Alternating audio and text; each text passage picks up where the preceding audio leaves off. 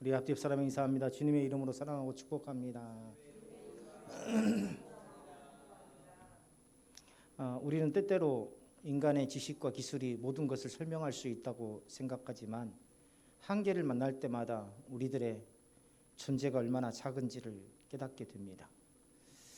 젊었을 때 건강할 때에는 이 세상의 모든 것들을 다 할 수 있으리라 생각하지만 갑작스러운 질병에 우리의 한계를 느끼게 되고, 또 사업이 잘 될 때에는 정말 돈이면 모든 것들이 다 해결될 것처럼 큰 소리를 떵떵 치다가 어느 날 갑자기 이 사업에 부도가 나면 인생의 한계를 느끼기도 합니다. 과학과 철학이 발전해도 여전히 설명되지 않는 신비가 있죠. 그 신비 속에서 우리는 창조주 하나님의 광대하심을 발견하게 됩니다. 인간의 이해를 초월하는 하나님의 섭리는 우리의 생각과 이성을 넘어서 차원에서 역사하고 계시더라. 이러한 하나님의 크심을 묵상할 때에 우리는 그 하나님을 겸손히 신뢰하고 의지할 수밖에 없습니다.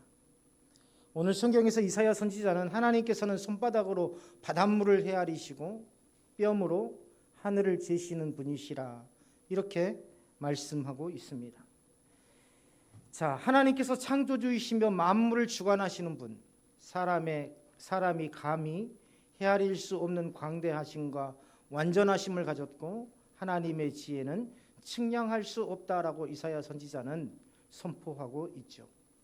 우리는 때때로 인간의 지식과 과학으로 하나님을 이해하려고 하지만 그것은 티끌과 같을 뿐이고 무한한 하나님의 지혜 앞에서 무용한 일일 뿐입니다. 그러므로 신앙은요, 이해의 영역이 아니라 믿음의 영역이다. 신앙은 이해의 영역이 아니라 믿음의 영역이다.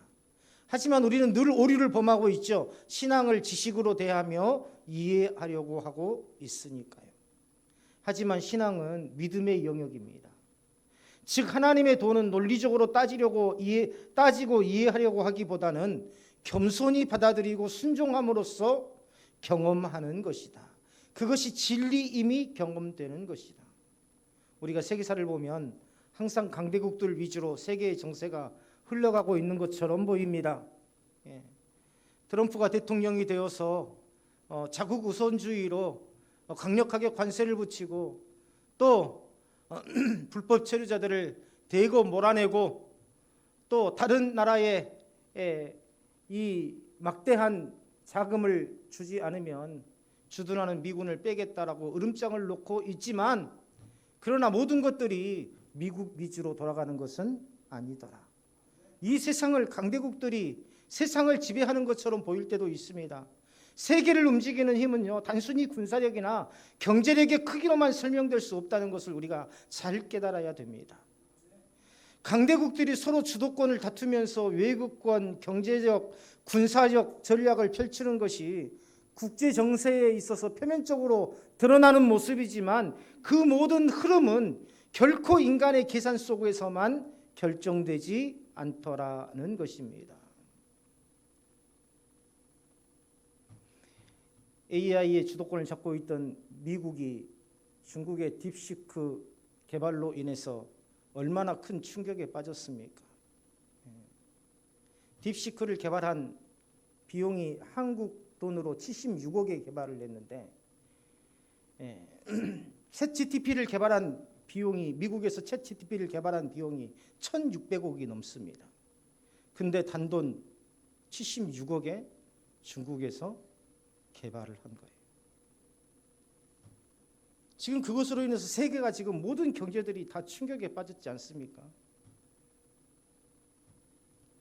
모든 것들이 내가 원하는 흐름대로 힘이 있고 돈이 있는 그러한 세력들의, 그러한 나라들의 원하는 대로 흘러가지 않더라는 겁니다. 역사를 돌이켜보면 강한 나라가 항상 승리하는 게 아니었어요. 약소국이 예상치 못한 방식으로 세계의 질서에 영향을 끼친 그런 사례도 많습니다. 베트남 전쟁에서 군사력에서 압도적 우위를 지닌 미국이 패배하였지 않습니까? 몽골 제국은 일본을 정복하려고 했지만 예상치 못한 태풍으로 인해 무너졌지 않습니까? 한때 세계 거의 절반을 제패했던 그 몽골 제국이 조그만 섬나라 일본을 정복하지 못한 일을 우리가 잘 알고 있지 않습니까? 또 냉전 시대에 폴란드의 연대 노조 운동이 동유럽 공산주의의 붕괴를 촉진했고, 핀란드는 소련과의 전쟁, 겨울 전쟁에서 강대국을 상대로 선전하면서 독립을 유지할 수 있었습니다. 세계가 놀랐죠. 저렇게 약소국인 핀란드가 소련의 무자비한 그러한 인해존술과 같은 그러한 공격을 막아내다니. 사람들은 힘의 논리를 강조하지만 이러한 사례들을 보면은요, 보이지 않는 곳에서 역사를 조성하시는 하나님의 섭리가 모든 나라와 민족을 이끌어가고 있다는 것을 깨닫게 됩니다. 하나님께서는 인간의 오만함을 꺾기도 하시고, 겸손한 자를 들어 쓰시고, 우리가 예상하지 못한 방향으로 세상을 변화시킵니다. 우리의 인생도 마찬가지죠. 내가 어느 정도 예상하고 내가 어느 정도 벌면 내가 무엇을 하고 언제 차를 사고 언제 집을 사고 언제 결혼을 하고 언제 아이를 낳고 그렇게 하겠지만 세상의 모든 것들이 내가 계획한 대로 이루어지지 않더라는 것입니다. 그러므로 하나님을 의지하지 않는 자는 인생에 있어서 굉장한 혼란을 겪게 되더라. 오늘날 세계 정세 역시 겉으로는 강대국 간의 갈등과 협력으로만 움직이는 듯하지만 그 흐름 속에서도 하나님의 주권이 깊이 작용하고 있습니다. 어느 나라가 더 힘이 센지, 누가 국제 질서를 주도할 것인지를 따지는 것은 결국 인간의 시각에 불과하더라는 것입니다. 우리나라의 정세도 마찬가지입니다. 우리나라도 지금 좌냐 우냐 갈라져서 서로 싸우고 서로 헐뜯고 죽이려고 하고 있지만 결국 그것은 인간의 시각에 불과하더라. 하나님께서는 이미 우리나라가 어떻게 세워져 갈 것인지, 어떻게 인도하고 계실 것인지 하나님의 선하신 뜻 안에서 예정하고 계시더라는 것입니다. 하나님께서는 역사 속에서 왕을 세우기도 하시고 패하기도 하셨다는 것을 우리는 성경에서 확인하고 있지 않습니까? 세상의 질서를 궁극적으로 하나님의 뜻에 맞게 이끌어 가신다는 것을 우리는 세계사를 통해서 확인할 수 있지 않습니까? 그렇게 거대한 몽골 제국이 유럽 전체를 다 제패했던, 한때 제패를 했던 영국, 프랑스가 왜 지금도 그렇게 거대한 세력을 가진 나라로 있지 않습니까? 베트남이 미국을 이긴 것도, 일본이 몽골의 침략을 막아낸 것도, 폴란드가 소련의 붕괴를 촉진한 것도, 핀란드가 소련을 상대로 선전한 것도 모두 인간의 힘으로만 이루어진 것이 아니더라. 역사는 결국 인간이 아닌 하나님께서 이끌어 가십니다. 하나님의 역사가 바로 세계사입니다. 그러므로 우리는 국제 정세를 보면서 두려워하거나 조급하게 할 것이 아니라 모든 나라와 민족 위에서 일하시는 하나님의 손길을 신뢰하며 기도해야 합니다. 저는 안타까운 게 오늘날 교회에서도 마찬가지예요. 거대한 대형 교회의 목사들이, 유명한 강사가 좌니 우니 따지면서 설교는 하지 않고 거기에서 정치적인 발언들을 일삼는 것, 저는 어떤 것이 옳은지 모르겠습니다, 사실은. 그러나 중요한 것은 그들이 발언을 할 때마다 엄청난 팔로우들이 생긴다는 겁니다. 유명한 강사는, 역사 강사는 우익적인 발언을 하고 팔로우가 50만 명이 늘었다고 하죠. 학원 강사를 하지 않고도 유튜브의 수입만으로도 충분히 먹고 살 수 있는 그러한 상황이 되었습니다. 이건 좌냐 우냐의 문제가 아니라 옳고 그름의 문제입니다. 어떤 것이 하나님의 뜻이냐의 문제예요. 교회가 교회로서의 회복을 이루지 않으면 왜 교회가 정치에 개입하는지, 왜 목사들이 정치에 개입하는지,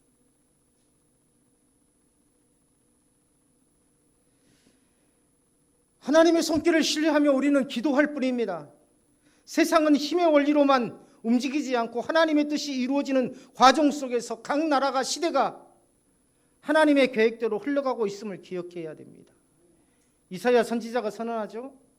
오늘 성경 본문 우리가 읽은 앞 본문의 15절에 보면 하나님 앞에서 그들은 떠오르는 먼지와 같고 저울의 작은 티끌과도 같다라고 말이죠. 인간이 아무리 강력한 제국을 이루고 세상을 지배하려고 해도 하나님께서 허락하지 않으시면 모든 것은 무용지물입니다. 바벨론이 이스라엘을 포로로 잡아간 것도 하나님께서 그들을 허락하셨기 때문에 가능한 일이었어요. 오늘날에도 이러한 역사적 원리는 변함이 없습니다. 세계 곳곳에서 전쟁과 갈등이 끊이지 않고 있고 강대국은 군사적 힘과 경제적 영향력을 앞세워서 국제사회를 지배하려고 합니다. 러시아나 우크라이나의 전쟁, 중동의 분쟁, 아시아 지역에서의 긴장 상태를 보면 인간의 권력과 힘이 세계를 좌우하는 것처럼 보입니다. 그러나 결국 모든 것은 하나님의 주권 아래에 있고 하나님께서 허락하지 않으시면 어느 나라도 영원히 강대국으로 존재할 수 없다는 것을 세계사가 증명하고 있습니다.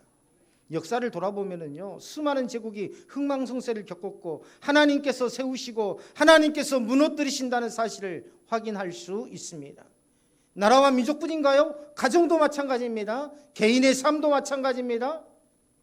국제적으로도 우리는 다양한 사회적, 경제적 혼란 속에서 살아가고 있습니다. 경제적 불확실성, 정치적 갈등, 그리고 사회적 양극화가 심화되고 있습니다. 하지만 우리 모든 성도는 이러한 상황 속에서도 하나님의 주권을 바라보아야 되더라는 것입니다. 대한민국의 역사에서도 전쟁과 경제적 어려움을 극복하며 성장할 수 있었던 것은 하나님께서 이 땅을 보호하시고 인도하셨기 때문입니다. 한국 경제의 부흥기는요, 교회의 부흥기하고 같이 맞닿아 있다는 것. 여의도에서 수십만 명이 모여서 나라와 민족을 위해서 기도할 때에 그때의 한국 경제가 부흥기를 이루었다는 것. 결코 이게 우연한 일이 아닙니다. 우리 어머니 아버지들이 마룻바닥에 예배당에서 무릎 꿇고 주님 앞에 눈물을 흘리며 기도할 때에 그때의 한국 경제가 부흥기를 이루었다는 것. 사람들은 보이는 것을 의지하려는 경향이 있습니다. 현대사회에서도 우리는 보이는 것에 더 큰 가치를 두며 살아가죠. 예를 들어서 물질적인 풍요와 성공을 신뢰하고 돈과 권력을 삶의 기준으로 삼는 경우가 참 많습니다. 경제적 안정이 곧 행복과 안전을 보장하는 것처럼 여겨지고 사람들은 직위와 재산을 쌓는 데 온 힘을 쏟습니다. 그러나 이러한 것들은 결국 영원하지 않고 진정한 평안을 줄 수 없더라. 몇 주 전에도 말씀을 드렸지만 별 3개, 별 4개 다는 사람들이 하루아침에 교도소로 가는 상황. 어떤 것이 옳고 어떤 것이 그른가를 떠나서 인생의 변화무쌍함은 결코 인간 개인이 예측할 수 없더라는 것입니다. 그래서 오늘 성경에서 이사야 선지자는 사람들이 금을 부어 입히고 아름답게 조각한 우상을 만들어 섬기지만 그것들은 생명이 없는 헛된 것일 뿐이라고 말하고 있습니다. 구약시대에도 사람들은 금과 은으로 신상을 만들고 이를 신처럼 생겼어요. 원로장로님께서 기도하셨지만 이번 명절에도 우리가 알게 모르게 그러한 부은 신상에 절하는 그러한 행위를 하지는 않았는지, 꼭 우리가 새겨진 우상에만 절을 해야 그게 우상 숭배입니까? 아니죠. 하나님을 배반하는 행위를 했다면 그 역시 우상 숭배가 아니겠습니까? 바벨론이나 애굽에서 화려한 신전과 우상을 만들어서 신의 능력을 의지하려고 했고, 심지어 오늘날에도 일부 문화에서는 물질적인 형상으로 신을 섬기는 관습이 남아 있습니다. 그러나 그러한 것들은 인간이 만들어낸 것들에 불과하죠. 인간이 만들어낸 우상은 결국 무너지고 살아계신 하나님과 비교할 수 없더라. 신앙은 눈에 보이는 형상을 따르는 것이 아니라 보이지 않는 하나님을 신뢰하는 것입니다. 눈에 보이지 않아도 살아 역사하시는 하나님께 우리의 삶을 맡길 때에 우리는 참된 평안과 확신을 얻게 됩니다. 저도 30대 때 그랬어요. 20대 후반에서 30대 때 한참 사업이 잘 나갈 때, 내 손으로 수천만 원씩을 만질 때, 정말 이렇게 벌면 나중에 엄청난 부자가 될 줄 알았습니다.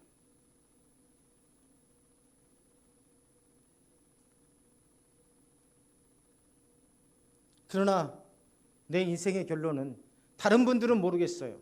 다른 분들은 모르겠습니다.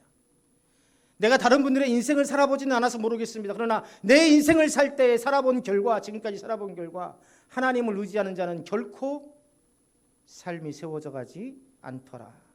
세워진 것 같으나 모래성이고, 세운 것 같으나 허망한 것 뿐이더라. 어느 날 깨달았어요. 내 주위에 아무도 없다는 거. 내 주위에, 사업이 실패하고 나니까 내 주위에는요, 아내 외에는 아무도 없더라고요.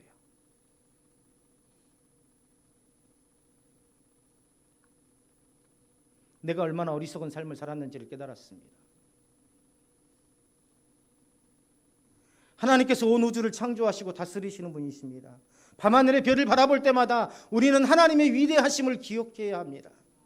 과거 인간은 육안이나 단순한 망원경으로 우주를 바라보면서 그 광대함을 상상할 수밖에 없었죠. 갈릴레이의 망원경을 시작으로 허블 우주 망원경, 우리에게 우주에 대한 이해를 획기적으로 확장시킨 게 바로 허블 우주 망원경 아닙니까? 그리고 최근 제임스 웹 우주 망원경은 그보다도 더 깊은 우주의 모습을 보여주고 있습니다. 제임스 웹 망원경은요, 이전까지 볼 수 없었던 은하들의 초기 형성과 성운 내부의 복잡한 구조를 선명하게 포착해서 우주가 얼마나 광대하고 정교하게 설계되어 있는지를 증명해주고 있습니다. 우주는 설계된 것이지 일부 과학자들이 주장하는 것처럼 빅뱅으로 형성된 게 아닙니다. 빅뱅 이론이 어떤 초밀도의 점이 급격하게 어느 시점에서 팍 하고 폭발을 해서 우주가 만들어졌다고 주장하는 것 아닙니까? 그게 빅뱅 이론 아닙니까? 어떻게 그러한 원시적이고 비규칙적인 폭발로 인해서 우주가 만들어졌겠습니까? 어떻게 그렇게 일시적이고 원시적이고 비규칙적인 폭발로 인해서 만들어진 우주가 지금 신비롭게 돌아가고 있겠습니까? 우주는 하나님에 의해서 설계된 것입니다. 정교하게 말이죠. 과학자들은요, 이를 통해서 우주의 기원을 연구하고 있지만 오히려 이러한 발견들은 인간의 한계를 드러내고 창조주 하나님의 광대하심을 더욱 확증하는 계기가 되고 있습니다. 제임스 웹 망원경을 통해서 인간은 이제 지구를 벗어나서 온 우주를 바라보게 되었다라고 이야기하지만 오히려 그러한 것들이 인간 과학이 해놓은 이 빅뱅 이론을 깨고 우주는 철저하게 창조주에 의해서 설계되었다는 것을 오히려 반증하는 계기가 되고 있더라는 것입니다. 천문학자 에릭 스미스는 우주는 우리가 상상하는 것보다 훨씬 더 크고 복잡하다. 그러나 이 모든 것이 우연히 존재하는 것이 아니라 정밀하게 설계된 듯 하다. 과학자의 입에서, 믿지 않는 과학자의 입에서 나온 말이에요. 바꾸고 말하면 뭡니까? 이것은 빅뱅과 같은 어떤 우연한 산물로 우주가 존재하는 것이 아니라 창조주 하나님의 손길로 인해서 정밀하게 설계된 것이다 라고 말한 것입니다. 이사야 선지자도 같은 주장을 하고 있죠. 우리가 우주는 정밀하게 설계되어 있다고 말이죠. 어디에 나와 있습니까? 우리가 바로 읽었던 앞절 26절에 보면 나와 있어요. 26절 다 같이 한번 읽어볼까요? 26절, 40장 26절입니다. 시작.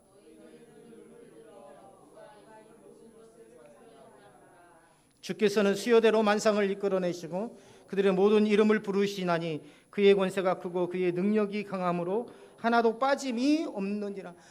그 밤하늘의 수많은 우주의 모든 별들을 하나님께서 다 지으시고 그것의 이름을 다 정하셨다는 것입니다.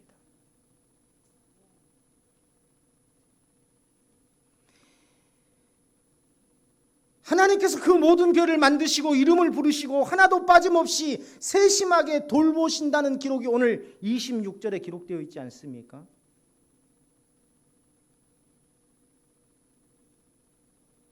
인간이 지구는 평평하다고 생각할 때에 이미 이 성경은 이렇게 기록되어 있었습니다.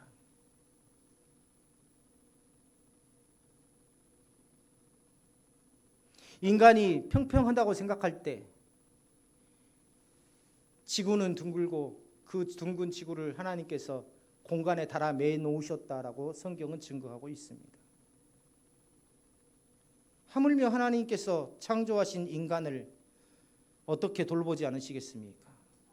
우리가 종종 삶의 무게에 짓눌리고 하나님께서 우리를 잊으셨다고 생각할 때가 있지만 하나님께서는 결코 우리를 버리지 않으십니다. 하나님께서 쉬지 않으시고 언제나 우리를 위해서 일하시고 우리의 연약함을 아시고 지친 자들에게 새 힘을 공급하시는 분이십니다. 세상의 힘으로 살아가는 자들은 결국 지치고 넘어질 수밖에 없죠. 소년이라도, 오늘 30절 보세요. 소년이라도 피곤하며 곤비하고 장정이라도 넘어지며 쓰러집니다. 내가 아무리 젊다 하고 큰소리 떵떵 치지만, 내가 무엇이든지 할 수 있다고 큰소리 떵떵 치지만 넘어질 수밖에 없다는 겁니다. 누구를 의지하지 않으면? 하나님을 의지하지 않으면. 그러나 하나님을 바라보는 자들은 새 힘을 얻게 되더라. 우리의 상식과는 거리가 먼 말씀이죠. 그렇지 않습니까?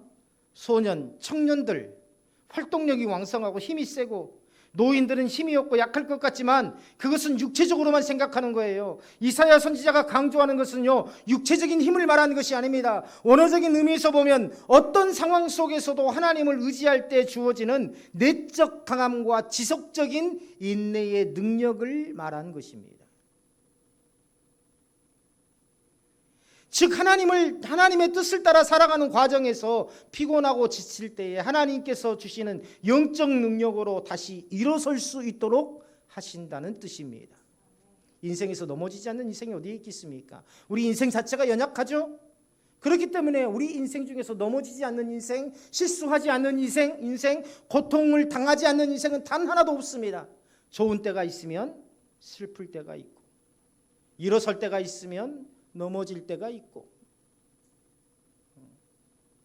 우리 믿는 자들도 마찬가지죠. 그런 하나님의 약속은 뭡니까?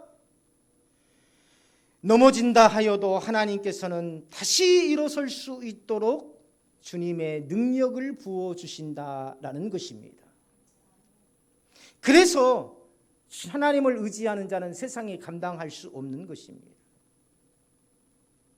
오늘 본문에서 그것을 우리는 성경은 뭐라고 기록하고 있습니까? 독수리가 날개치며 올라감 같을 것이요 라고 기록하고 있습니다. 앞서 말했던 것처럼 이 말씀을 힘있게 올라간다 혹은 힘있게 다시 일어선다라는 정도로 받아들였을 겁니다. 독수리가 날개치며 올라감 같이 우리가 힘있게 다시 일어서게 하실 하나님이다, 이 정도로만 받아들였을 겁니다. 그러나 여기에는 더 큰 의미가 있어요. 대부분의 새들은요, 자기 힘으로 날갯짓을 하면서 하늘로 오른다고 합니다.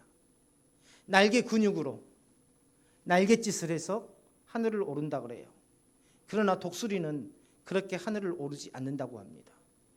여기에서 굳이 독수리를 언급한 이유가 뭘까요? 독수리는 날갯짓으로 하늘을 오르는 게 아니라 상승 기류를 타고 오른다고 해요. 온 힘을 다해 날개를 흔들어서 오르는 것이 아니라 상승 기류를 타고 날개를 펼쳐서 유유히 올라간다고 합니다. 여호와를 의지하는 자는 이와 같다. 여기에는 정말 말할 수 없는 깊은 뜻이 담겨져 있습니다. 그것들은요, 마치 독수리가 상승기류를 타고 힘들이지 않고 높이 올라가는 것처럼 하나님께서 주시는 능력으로 삶을 살아가게 된다라는 것입니다. 저 사람은 돈도 많이 없는 것 같았고 권세도 없고 사는 것도 별반 달라지지 않아 보이는데 늘 말에 힘이 있고 삶의 능력이 있어 보이고 사람들 앞에서 항상 자신감이 넘쳐 보입니다. 바로 무엇 때문입니까? 상승 기류를 탔기 때문에 그래요. 하나님이 주시는 능력, 하나님께서 주시는 능력으로 살아가기 때문에 그렇습니다. 독수리는 거센 바람이 불어올 때에 두려워하지 않고 오히려 그것을 이용하여 더욱 높이 비상합니다.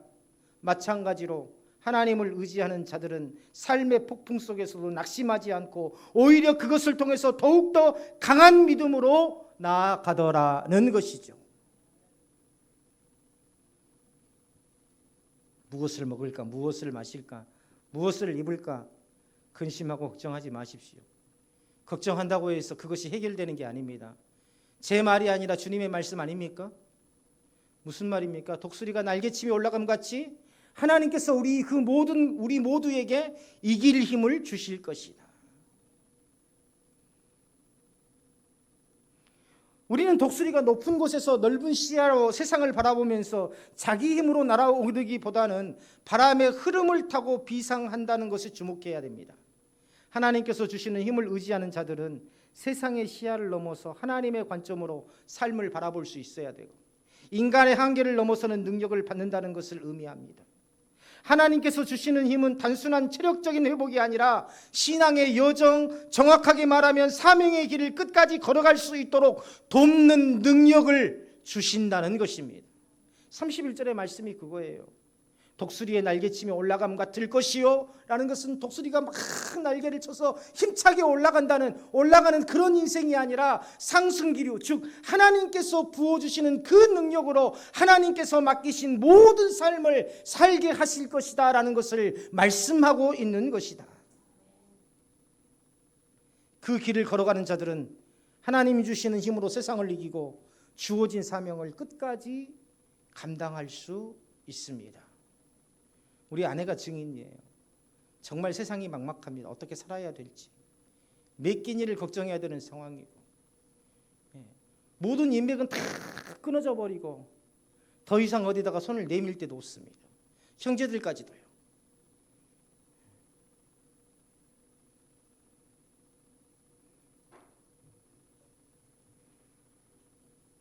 그런 상황에서 아내가 울면서 신학을 하라고 하더군요.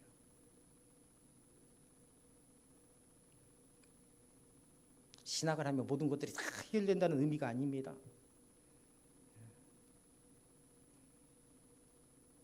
하나님께서 감당할 힘을 부어주시더라.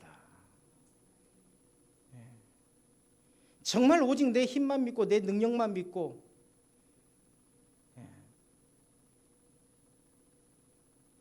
내가 무엇을 하면 뭐든지 다 잘 될 것 같이 교만하게 살던 내 인생 가운데에 신학을 하게 함으로써 그때부터 내 자신을 하나님 앞에 쳐서 복종시키는 훈련을 시키시더라.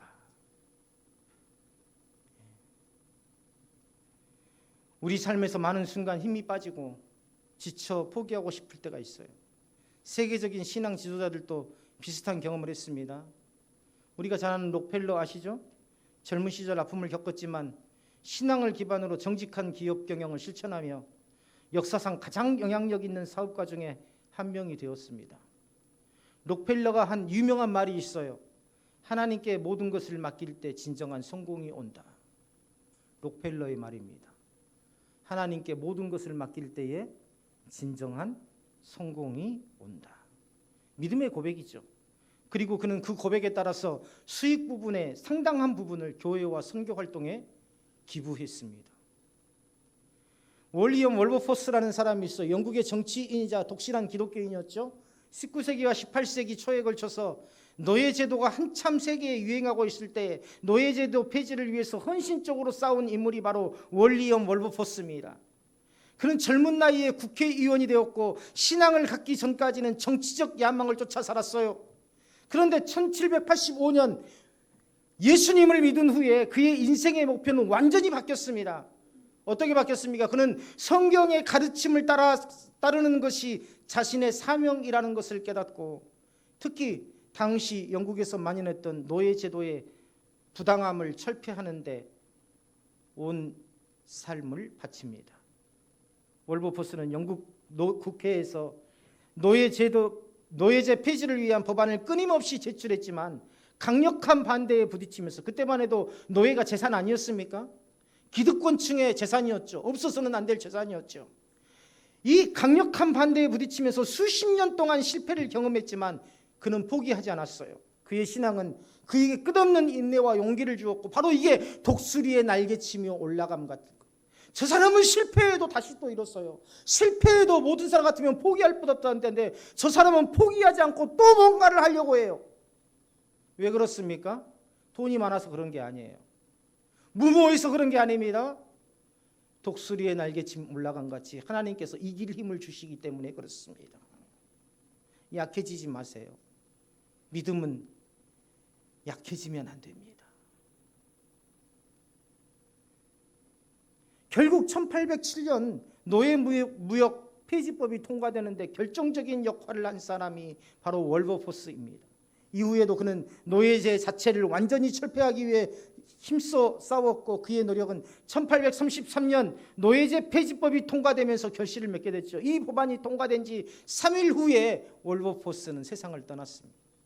하나님께서 만약에 그것을 위해서 세상에 보내신 것처럼 그 사명을 다 할 때까지 하나님께서는 그를 지키시고 인도하시고 이길 힘을 부어 주셨더라. 내 나이, 내가 병든 것 두려워하지 마십시오. 하나님께서 내 인생 가운데 두신 목적을 다 이루시기까지 독수리의 날개치며 올라감 같이 지키시고 능력을 부어주시고 이길 힘을 주실 것입니다.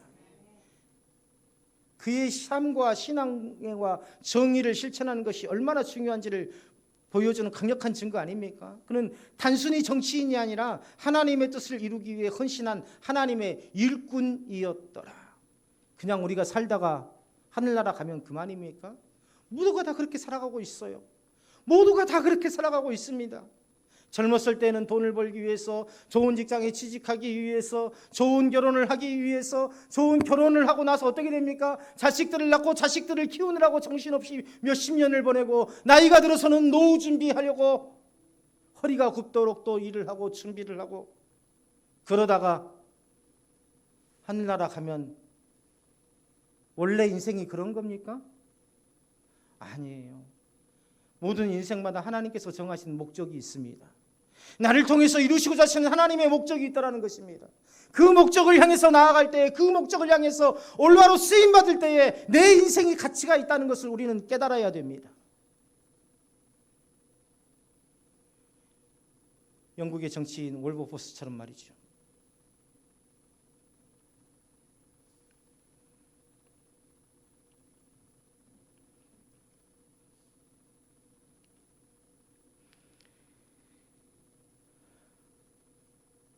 우리의 소망은 단순한 인간적인 의지와 결단을 넘어섭니다.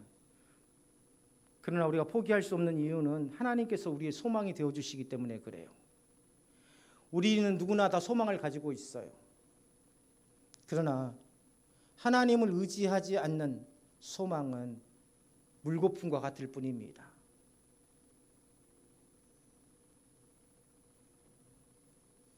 하나님을 의지하는 자는 결코 낙심하지 않고 하나님께서 공급하시는 새 힘으로 다시 일어나더라. 우리의 믿음이 연약할 때에도 하나님께서 우리를 붙드십니다. 그러므로 우리는 낙심하지 말고 하나님을 바라봐야 돼요. 하나님께서 약속하신 대로 새 힘을 주시고 능히 감당할 힘을 주실 것을 믿으며 믿음으로 매일매일 나아가시기를 바랍니다. 하나님께서 우리에게 새 힘을 주신다는 이 놀라운 약속은요, 단순한 격려의 말씀이 아닙니다. 역사 속에서 수많은 성도들이 경험한 신앙의 원리입니다. 신앙의 원리. 단지 위로의 말씀이 아니라, 그렇게 살면 복받는다는 말씀이 아니라 우리가 어떻게 하나님을 믿어야 될지, 어떻게 성도로서 이 삶을 살아야 될지를 알려주는 신앙의 원리이더라. 하나님께서 어떻게 그들의 삶을 변화시켰는지를 보여주는 강력한 증거더라. 아브라함은 하나님께서 약속하신 땅을 향해 나아갔을 때에 그의 힘이 아니라 하나님께서 주신 힘으로 걸었다라고 성경은 기록하고 있어요. 그는 본토 친척 아버지의 집을 떠나서 어려운 결정을 내려야 했지만 하나님을 신뢰하며 순종했고 그 결과 하나님께서 그를 믿음의 조상으로 세우셨습니다. 다윗은 광야에서 쫓기며 지쳤지만 하나님을 바라볼 때에 승리의 길을 걸었습니다. 사울 왕의 핍박을 피해 도망가는 동안 수많은 어려움을 겪었죠. 자기 자식 압살롬의 반란으로 인해서 쫓겨갈 때에 수많은 슬픔과 고통을 겪었죠. 그때마다 하나님을 의지하며 기도했습니다. 결국 하나님께서는 다윗을 보호하시고 마침내 이스라엘의 왕으로 세우셨다. 사도 바울은요, 자신의 약함 가운데에서도 하나님의 능력이 온전하게 됨을 깨닫고 오히려 약함을 기뻐한다라고 고백했습니다. 수많은 박해와 고난을 겪었지만 그 속에서도 하나님의 은혜를 깊이 경험하며 복음을 전하는 사명을 완수했습니다. 그들의 삶은 우리에게 하나님께서 연약한 자들에게도 새 힘을 주시고 사용하신다는 확신을 갖게 하지 않습니까? 그렇다면 하나님을 신뢰하고 의지한다는 것은 무엇을 의미할까요? 이사야서는요, 이에 대한 명확한 해답을 제시합니다. 하나님을 신뢰한다는 것은 인간의 한계를 인정하고 하나님의 도우심을 구하는 것이다. 이사야 40장 31절입니다. 우리 다 같이 한번 읽어보겠습니다. 31절 시작.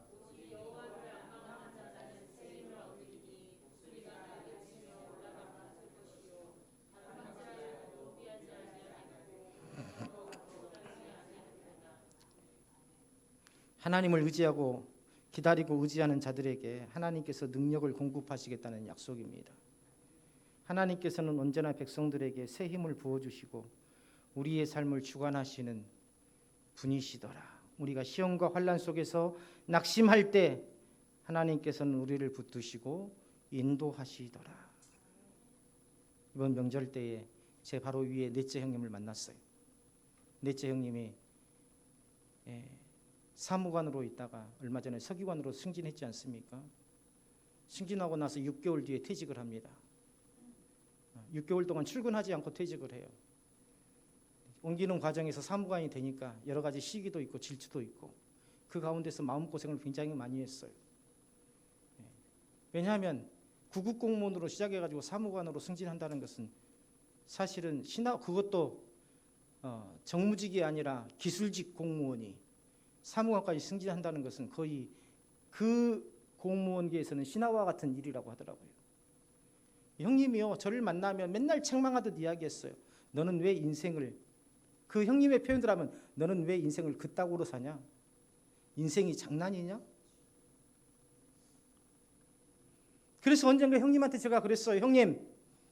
형님이 말단 구급공무원에서 지금 사무관일 때 사무관까지 승진할 수 있었던 것은 어떤 불의와 타협하지 않고 형님처럼 재개발 쪽에 일하는 공무원들은 정말 많은 유혹이 있지 않습니까? 타협하지 않고 그래도 정직한 공무원으로서의 그 본분을 지켜왔기 때문에 오늘날 사무관까지 승진할 수 있었지 않습니까? 저는 목사로서의 목적이 타협하지 않고 목사다운 목사로서의 삶을 사는 것이 저의 본분입니다. 형님이 볼 때에는 제가 못났고 내 인생을 아무렇게나 던져버리는 것처럼 보이지만 저의 선택은 항상 목사다운 목사로서의 선택이었다고 생각하고 있습니다. 그 뒤로도 형님은요, 저한테 함부로는 말하지는 않았지만 늘 자신의 성공에 대한 자부심을 가지고 있었어요. 그래서 형제들이 모일 때마다 대화의 주도권을 형성을 했었고 늘 가난한 목사에 대해서 안타까운 마음을 가지고 있었고 그런데 이번에 달라졌더라고요. 우리 교회 유튜브를 다 봤나 보더라고요. 내 손을 잡으면서 그래요. 커피숍에서 안 목사, 나는 가장 아름다운 인생이 바로 내 동생 안 목사와 같은 인생이라는 것을 깨달았다. 내가 하고 싶은 것, 비록 가난하지만 그거에 매이지 않고 내가 심고 싶은 장미를 심고 관리를 하고 그걸 가꾸고 정원을 만들어서 사람들의 그 마음을 즐겁게 하고 이 작은 시골 교회를 아름답게 그 섬기는 모습, 나는 인생이 그래야 된다는 것을 인제사 깨달았다. 나는요, 우리 형님한테서 그런 말이 나올 줄을 몰랐어요. 엄청난 성공을 이루어냈고 물질적으로도 부족함이 없다고 생각했던, 아마 여기 계신 동역자분들은 그런 이야기를 그런 생각을 했을 겁니다. 그런 부자 형님, 그렇게 성공한 형님을 맞았으니 계속적으로 가난한 동생을 지원해 줬을 거라고요. 저는 받지도 않았고 요구하지도 않았습니다. 한 번도 손을 내민 적도 없습니다.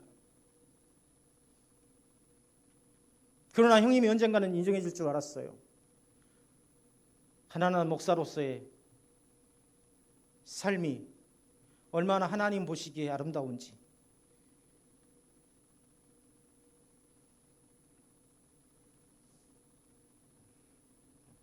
왜 늦게야 깨닫습니까? 저희 형님이요, 젊었을 때 어떻게 공부했는지 아세요? 겨울철에요, 안에서 공부하면 잠이 온다고 마당에다가 비닐하우스를 쳐놓고 그 안에서 패딩을 입고 이불을 둘러쓰고 책상을 내놓고 공부했던 사람이에요.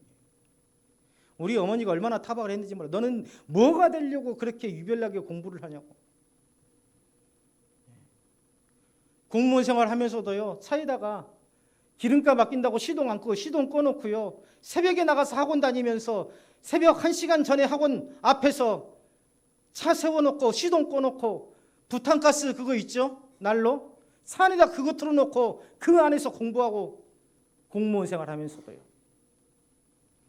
그렇기 때문에 자기 힘으로 정말 날갯짓을 해가면서 죽어라고 하늘을 올라왔기 때문에.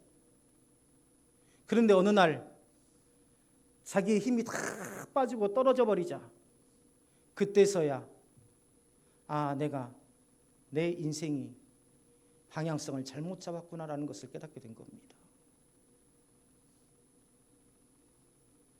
사랑하는 동역자 여러분, 돈 많이 모아두어서 뭐 하시겠습니까? 내 자식 편하게 해요? 그러면 내 자식이 후대에 잘 산답니까? 그렇지 않습니다. 이사야 40장 10절에서 41장 10절에서 하나님께서는 두려워하지 말라, 내가 너와 함께함이라, 놀라지 말라, 나는 내 하나님이 됨이라. 모든 인생들이 돈을 쫓아가고 모든 인생들이 성공을 쫓아가는 그 과정 속에서, 그러나 이 땅을 떠나면서 내가 다 이루었다라고 떠난 인생들이 있습니까? 혹시? 다 이루었다라고 떠난 인생은 제 생각에는 성경에 나오는 예수님밖에 없다라는 생각입니다. 잘 살면 얼마나 더 잘 살겠습니까? 못 살면 얼마나 또 못 살겠습니까? 하나님을 믿는 믿음으로 나아가시기를 바랍니다. 하나님의 약속을 붙잡으시기를 바랍니다.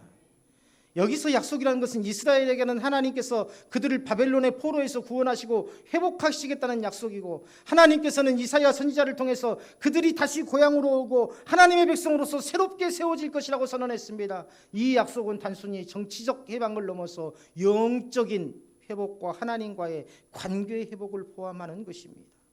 오늘 우리에게도 주시는 이 약속 또한 동일한 원리를 가집니다.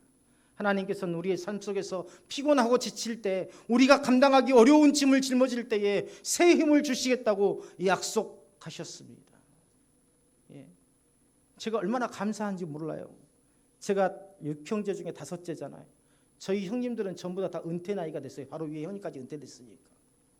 60세 은퇴니까 얼마나 젊은 나이입니까? 그렇잖아요. 이미 은퇴하신 분도 있고, 제 바로 위에 형은 이제 은퇴를 앞두고 있어요. 몇 개월. 벌써 이제 출근도 안 하니까요. 마음이 혼란해요. 혼란해. 제가 그랬습니다. 제 동생이라서 형님들이 막 이야기를 하면 가능한 한 이야기를 안 하고 있어요. 다 듣고 있어요. 그냥 아무 말 하지 않고 있습니다. 아무것도 모르는 것처럼. 정치 이야기고 뭐 또 아무것도 모르는 것처럼 이렇게 듣고만 있습니다.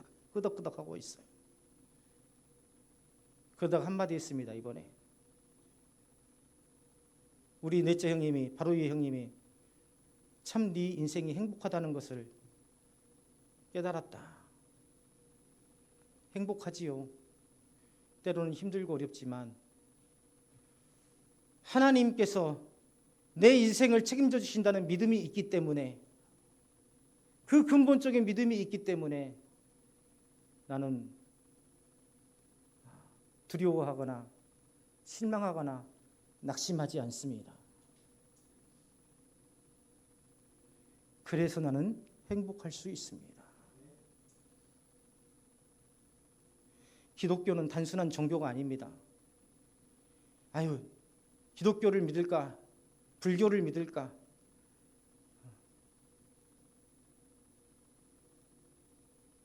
단순한 종교가 아니에요. 하나님의 능력을 경험하는 신앙입니다. 기독교는 살아계신 하나님을 내 삶을 통해서 경험하는 신앙이에요. 이제 우리가 그러한 신앙생활을 해야 되지 않겠습니까? 우리가 믿음으로 걸어갈 때에 그 길이 아무리 힘들어도 하나님께서는 함께 하십니다.